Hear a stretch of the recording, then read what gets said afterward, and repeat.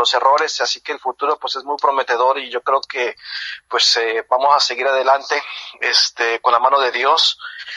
Y bueno, pues te digo, como dije yo ayer, la iglesia la comenzamos desde cero. Mi esposa y yo llegamos aquí sin conocer a nadie, solamente unos pastores canadienses que nos invitaron a venir para acá, y llegamos aquí con muy poco apoyo. Realmente yo creo que teníamos, si acaso, el 30% de lo que nosotros necesitábamos, pero teníamos mucha fe. Y ya después de 14 años, pues hemos visto, después de muchas lágrimas, muchas, ¿cómo se dice? Batallas, pero muchas victorias también, que pues Dios fue bueno y hemos podido ver el fruto. Ahora, gracias a Dios, tenemos una iglesia fuerte, en el sentido de que pues es autónoma. Hay ¿cómo se llama? Cosas pasando, gente siendo salva, visitando. Queremos, de hecho, comenzar una obra en Montreal también. Wow. Y eso pues es algo que solamente Dios lo pudo haber hecho. Amén, pastor. Y cuéntanos un poquito antes de entrar a Distintivos Bautistas, parte 5, ¿qué clase de persona es el canadiense promedio? O sea, ¿qué de diferente hay con una persona latina, una persona mexicana? ¿O por qué? O sea, como tú mismo dices, ¿verdad? Pensamos muchos, y me incluyo, que pues es un país igual que Estados Unidos, pero ¿qué de diferente tiene Canadá? Bueno, mira, por ejemplo, el canadiense es muy frío, es muy frío. Este pastor que te digo, canadiense, que fue quien nos invitó a venir a trabajar acá a Canadá, no llegamos como ministerio hispano de él, sino él nos permitió tener una carta de invitación ante el gobierno para que nos diéramos permisos de trabajo. ¿Ves? Y siempre hemos sido independientes, pero él conoció un poco a la gente hispana. Y una vez dijo algo bien interesante. Dijo, yo no entiendo, los hispanos son bien delicados. Me dan ganas de cada hispano que yo vea ponerle en la frente un sello que diga, frágil, manéjese con cuidado. ¿Ves? Porque la cultura nuestra, hermanos, somos muy dados a ser muy amorosos, muy caritativos, muy abiertos. Y el canadiense no, el canadiense es muy frío. Wow. El canadiense llega, no te saluda, no espera que le des explicaciones, él tampoco te va a dar explicaciones de nada. Él llega y te dice una cosa y ya. Por ejemplo, hace unos meses atrás, estaba yo caminando con un perrito que tenemos y venía conmigo un muchacho de la Ciudad de México, que acababa de llegar de allá. Íbamos caminando y venía hacia nosotros otra señora canadiense con un perro. Y lo primero que me dice la señora, hey, ¿es tu perro amigable? Yo le digo, sí. Ok, entonces voy a dejar que se conozca con mi perro. Entonces, este muchacho mexicano me dice, oye, qué grosera, ¿verdad? Le digo yo, no, ¿por qué? Pues es que no te digo cómo estás, cómo te ha ido, dónde vives, quién eres, yo soy fulano de tal, ¿ves? Porque nosotros los hispanos tenemos un protocolo que seguir en todo esto, ¿ves? Y el canadiense no, es muy frío, te dice las cosas así nada más y ya, ¿ves? Sin tanto rodeo. Wow. Y eso puede ser muy frustrante para la persona que no conoce. De hecho, sí, wow. Tremendo. Y los mexicanos somos muy dados a guardar las formas o simplemente a ser políticamente correctos, aunque por detrás nos comamos, ¿verdad? Unos a otros. Pero bueno, tremendo, pastor, tremendo. Y bueno, la verdad, y bueno, empezamos con Distintivos Bautistas, parte 5. La verdad que ya quiero todo el estudio para que compartirlo con mucha gente, hermanos, con mis estudiantes de colegio. Les estoy compartiendo parte de este material que está siendo grabado y créanme que es material de colección, es material para descargar, escuchar y enseñárselo a 2, 3 herejes que andan por ahí torciendo la palabra de Dios. ¿Amén, pastor? Así es, hermano. Bueno, pues es simplemente la Biblia lo que estamos enseñando, hermano, y lo que las iglesias a través de la historia, iglesias bautistas bíblicas, es lo que han enseñado. Adelante, pastor, los micrófonos son suyos. Bueno, hermanos, pues muchas gracias nuevamente por la oportunidad que me dan de estar aquí y gracias por su fiel sintonía y atención. Yo no creo que soy la mejor persona no creo que sea la mejor persona para enseñar esto, tampoco me considero muy elocuente ni muy muy sabio en estas cuestiones, pero como he dicho, fue algo que yo pues estudié a través de la Biblia y haciendo un estudio minucioso al respecto. Nosotros tenemos un pequeño instituto bíblico acá, donde entrenamos a personas para que conozcan más de la palabra de Dios, y este trabajo es algo que yo realicé. Entonces, ha sido de mucha bendición para mí y espero compartirlo con ustedes hasta el final. Miren, la semana pasada estuvimos hablando acerca de las autoridades que las personas tienen o las iglesias tienen en sus vidas. Hablamos de que la Iglesia Bautista, a través de la historia, siempre ha tenido la Biblia como la única, y vuelvo a enfatizar, la única fuente de autoridad para nuestra fe y práctica. Yo sé que esto es bien importante, la mayoría de las iglesias dicen lo mismo, pero no es así. Y usted podrá escuchar la grabación, o si usted necesita más explicación al respecto, por favor contáctese conmigo y podemos hablar al respecto. Porque muchas iglesias, aunque dicen esto, tienen sus credos, tienen sus confesiones de fe, tienen sus declaraciones doctrinales que no tienen nada que ver con las enseñanzas bíblicas, ¿verdad? También así personas que siguen a autoridades como hombres, ¿verdad? También las experiencias, tradiciones, etcétera. En esta ocasión quiero tomar el tema acerca de la autonomía de las iglesias locales.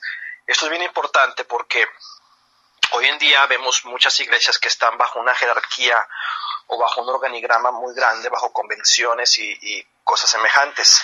Sin embargo, las iglesias bíblicas, la iglesia que Jesucristo estableció desde el comienzo, desde su ministerio terrenal, ha sido una iglesia autónoma.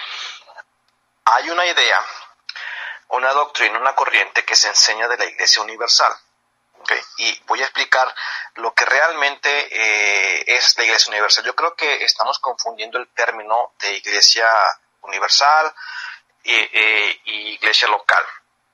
Quiero empezar leyendo un poco acerca de un libro que se llama ¿Qué es una iglesia neotestamentaria? Por el hermano Robert Sargent. El hermano Robert Sargent, él es de una iglesia que está en Washington, que tiene muy buen material en cuanto a la iglesia, y tiene de hecho una serie de tomos de teología sistemática que se llama Pilares de la Doctrina Bautista. Okay. Hermanos que me están escuchando, disculpen, tenemos un gatito aquí que está dando mucha lata hoy en día, por favor téngame paciencia, ¿ok? Perdóname por eso, si escuchan maullando algo es por eso. Bueno, entonces, quiero leer de este librito que está aquí. Dice así: ¿qué es una iglesia neotestamentaria? Y esto es a manera introductoria. Dice así: es una iglesia basada en el Nuevo Testamento. La Biblia consiste en 2 testamentos, el Antiguo y el Nuevo. El Nuevo Testamento es una declaración escrita por la cual uno expresa su última voluntad. Como la iglesia que fundó nuestro Señor Jesucristo no existía en el Antiguo Testamento, su iglesia es una iglesia basada completamente en la declaración última de su voluntad por medio del Nuevo Testamento. Entonces, la iglesia que cree y practica conforme a las enseñanzas del Nuevo Testamento es una iglesia neotestamentaria y verdadera. La iglesia neotestamentaria no es un edificio, no es una denominación, no es algo invisible y tampoco es algo universal. Entonces, ¿qué es? ¿Qué es una iglesia neotestamentaria? Y dice aquí, es una asamblea. Y creo que esto yo lo mencioné antes. Dice así, la palabra eclesía se encuentra 115 veces en el Nuevo Testamento, del idioma original. Se traduce mayormente en castellano como iglesia o iglesias. Literalmente la palabra griega eclesía quiere decir solamente una cosa: un grupo de personas llamadas fuera de otro lugar para congregarse o para formar una asamblea. Entonces hay que entender 3 cosas importantes en relación con la palabra asamblea. Y mire bien, son 3 cosas importantes con relación a la palabra asamblea. Una asamblea implica localidad. Piénselo bien. Una asamblea debe ser local. Un pueblo que dice reunirse y todavía está disperso a través del mundo no representa una asamblea. Y de aquí un ejemplo muy, muy bueno. Dice, por ejemplo, un carro es un conjunto de determinadas piezas que, unidas y pegadas entre sí, forman un carro en un determinado lugar. Decir que las piezas dispersas por diferentes partes de la tierra lo forman es tan absurdo que un carro universal. O sea, tú no puedes decir, hermano, que tú tienes un carro universal porque tienes 2 llantas, un motor y una transmisión, pero te falta todo el resto del carro. Y dices tú, bueno, pues es que el resto del carro lo tengo allá en China, lo tengo en otras partes en África, otras partes en Sudamérica, pero eso no es un carro. Todo tiene que estar constituido y ensamblado junto. Por eso, dice, sigue diciendo aquí, este hecho está en armonía con el Nuevo Testamento. En casi todos los lugares donde se encuentra la palabra iglesia o iglesias, siempre se refiere a una asamblea en una localidad específica. En aproximadamente 15 veces se encuentra la palabra iglesia usada en una manera genérica o general, que quiere decir cualquier iglesia o una iglesia en particular. El Nuevo Testamento específicamente nombra más de 20 regiones o ciudades donde existían iglesias en localidades específicas e implica que había muchas otras. Por ejemplo, en Éfeso, en Antioquía, en Samaria, en Cilicia, en Corinto, en Asia, en Colosia, en Macedonia, en Esmirna, en Jerusalén, en Pérgamo, en Tiatira, en Cencrea, en Judea, en Filadelfia, en Sardes, en Galacia, en Laodicea, etc., en Tesalónica, etc. Una asamblea también, este es el número 2, implica visibilidad. No solamente implica localidad, pero también implica visibilidad. Una asamblea se puede ver. La gente no se puede reunir sin verse. Todas las iglesias mencionadas en el Nuevo Testamento eran asambleas o congregaciones visibles y locales. Y mire, por favor, note esto. La teoría de una iglesia universal e invisible y mística es una invención mentirosa del hombre. Hoy en día, hay mucha gente que cree una iglesia universal e invisible. Tales personas creen que todos los salvos pertenecen al cuerpo de Cristo, confundiendo a la iglesia, que es el cuerpo de Cristo, según Efesios 4:5 y 1 Corintios 12:27, en un momento más voy a leer las referencias, con la familia de Dios, Efesios 3:15. Esto es bien importante. Debemos entender, hermanos, aquí estoy haciendo yo una pausa en la lectura, la diferencia en lo que es la iglesia, que es el cuerpo de Cristo, y ahora voy a leer la referencia de Efesios 4, y el versículo 5 que dice así, dice, un Señor, una fe, un bautismo. ¿Okay? Y 1 Corintios 12:27 dice así, 1 Corintios 12:27 dice, vosotros pues sois el cuerpo de Cristo y miembros cada uno en particular. Entonces, esta escritura nos está diciendo que la iglesia de Corinto era el cuerpo de Cristo. ¿Okay? Sin embargo, en Efesios 3:15 podemos entender algo también. En Efesios 3:15 dice así, versículo 14:15 dice, por esta causa doblo mis rodillas ante el Padre de nuestro Señor Jesucristo, de quien toma nombre toda la familia en los cielos y en la tierra. Entonces, debemos hacer una distinción, hermanos, entre lo que es la iglesia como el cuerpo de Cristo y lo que es la familia de Dios. Sin embargo, hay algunas distinciones definidas entre la familia de Dios y el cuerpo, es decir, la iglesia. Sí, estoy volviendo a la lectura aquí. La iglesia de Dios. La familia de Dios consiste de todos los salvos a través de todos los siglos, mientras la iglesia de Dios se forma por los salvos bautizados bíblicamente que se congregan en un lugar. Ahora, las diferencias entre la familia de Dios y la iglesia, como el cuerpo de Cristo. Bien, la iglesia de Cristo, Cristo es la cabeza de la iglesia. Pero la familia de Dios, el Padre, Dios el Padre, es la cabeza de la familia. En la iglesia de Cristo, la iglesia se une, una persona se une a la iglesia por el bautismo. Pero con la familia de Dios, una persona se une a la familia por el nuevo nacimiento. A la iglesia de Cristo somos miembros del cuerpo que es la iglesia. Sin embargo, en la familia de Dios somos hijos de la familia porque Dios es nuestro Padre. En la iglesia de Cristo la responsabilidad es la clave en la iglesia. En la familia de Dios la relación es la clave en la familia. En la iglesia de Cristo los miembros pueden ser excluidos de la iglesia. En la familia los hijos jamás pueden ser excluidos de la familia.